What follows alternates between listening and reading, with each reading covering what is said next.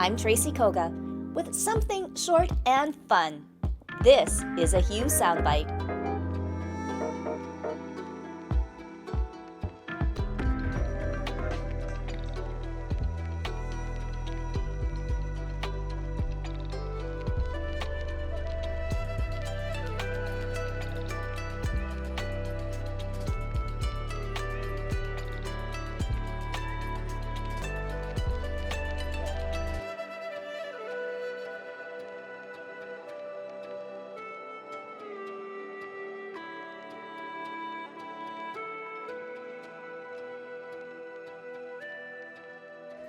So Midori, it is so nice to see you, and I know that you have so many memories, happy memories, but this is really to share your story of where you started way back in White Rock, BC. Yeah, it's happy memories now, but at the time when it was happening, it was like sometimes it was just like a nightmare, but it all turned out well, and at this age, I'm just grateful that I went through all that so that I can Sit here be now. appreciative and also understand what other people are going through. So let's start then. Let's start, Midori, with the internment, I guess, and what that meant to you then. And well, we never did get interned.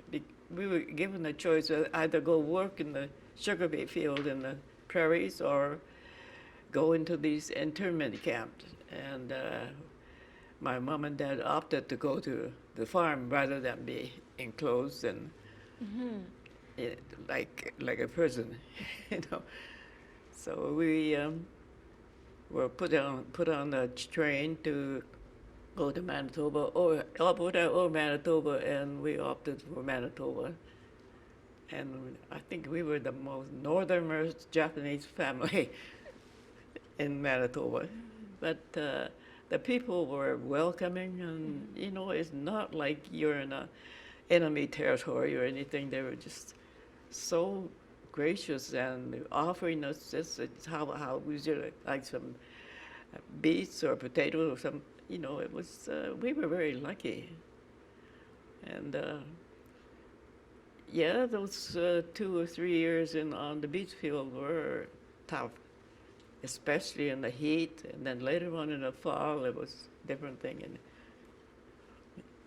it was a lot of manual labor, but all in all, that was good for us. And did you get an opportunity to go to school? I missed 2 years of school, about 2.5 years, and when we moved to Selkirk from Petersfield, that's when we got to the collegiate, and right 2 weeks before the Christmas exams.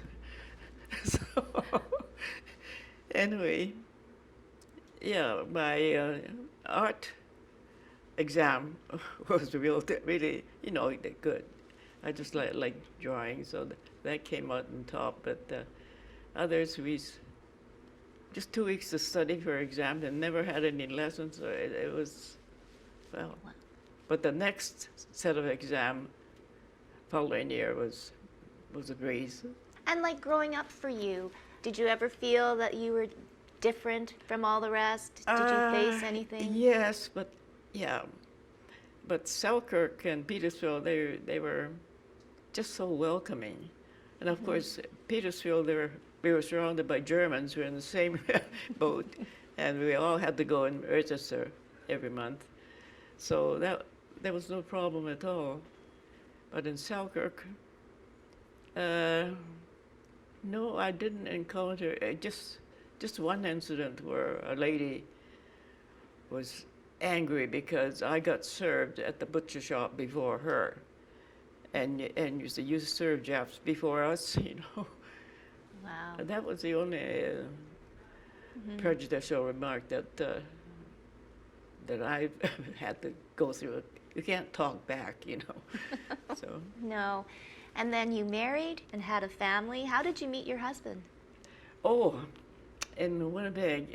He's from Germany, and he was apprenticing in pharmacy with a friend of mine, and she introduced Ed to me, and that's how it all started.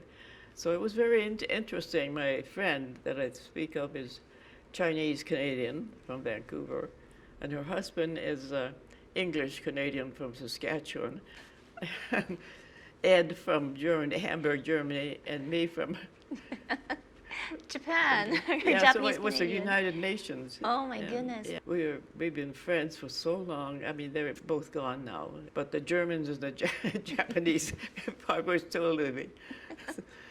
Those who's more enduring. What was it like, a relationship like that back then? Being Oh, not yes, not we Caucasian. we were stared at, not with animosity, but because it was never happened like that.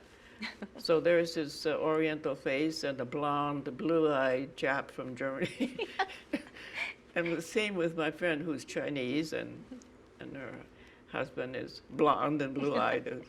So we used to watch people's reaction, and they always thought, no, it shouldn't be there. But it was fun. And have you shared any of your history with your family? The stories from, when you were growing up, doing and working in the sugar beet fields? Have you shared those? No, no. It's funny. It wasn't intended that way, but we never talked about it. Mm-hmm. And maybe it was remembering was a little too hurtful. Thinking about all the tough times we had. But I never talked about the sugar beet farm to my children. Why not? As I said, maybe it was bringing back. It was too close yet. Mm-hmm. At when they were growing up. But now I can talk about it, and of course, they would feel very resentful that their mother had to go through that. But all in all, I think it was a good experience. Mm-hmm. I know what it's like to be regarded as enemy aliens, and so I'm very sympathetic with newcomers to Canada, what they have to go through. But I think the newcomers have a little bit more confidence because they're not the enemy, whereas we were the enemy, offsprings from the enemies at the time. And Mm-hmm. yeah. If you look back, Midori, what comes to mind as something that was really important or made a big impact on you? If you look back and think back, maybe. When I look back now, I see things differently, and I'm very grateful that I had this experience of being the enemy alien and to overcome it and have friends, true friends, and we're still in contact, these friends that I made at Selkirk. They became my friend in spite of all of the wartime feeling. We're still, of course, at our age, they die off, my best friend died, and the other one, she moved to Ontario, and I don't know what, we lost contact. So. No. But anyway, I think I found a true friendship, many friendships, and they were all very welcoming, and the church welcomed us, and the minister used to pick on me to read the passages from Bible and all that, so Selkirk was a good landing place for us, even though we lived in a shack, because that was the only thing available, but it was a happy time. And you have lived such a long and happy life. What would you like to say to your family and loved ones? Everything comes right in the end. That the years in between it's really working on your soul to enjoy life and not to look upon all these negative things as being negative. It's just teaching you what it feels like in the negative situation, and also to be more sympathetic with with people that are coming in with strange country and strange language. It teaches you the true meaning of Christianity or Buddhism, or to me, all those religions that teach love and honesty and all that. So whether you are Buddhist or Christian or Muslim, it doesn't matter. You just, I have Muslim friends and Buddhist friends, and being Japanese, you can't avoid Buddhism. That you're so true. It's just everybody is a human being, right? Yeah. At the And end. when I met my Baha'i friends, that's when it really came to head. I mean, they embrace all religion, 9 main religions plus offshoots, as long as it's in their heart whether you deserve God's love or God life. To me, that's the same thing. And the faster you embrace the fact that we're all children of one God, whatever you call it, you can't be anything else but loving and understanding.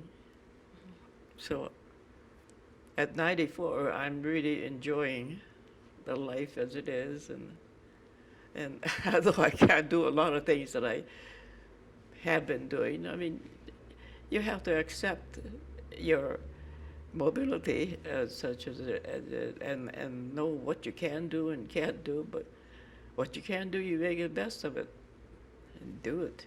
Thank you so much, Midori. It's been Was a I bragging? pleasure. You weren't bragging, no. No. That's a True words of wisdom. Thank you.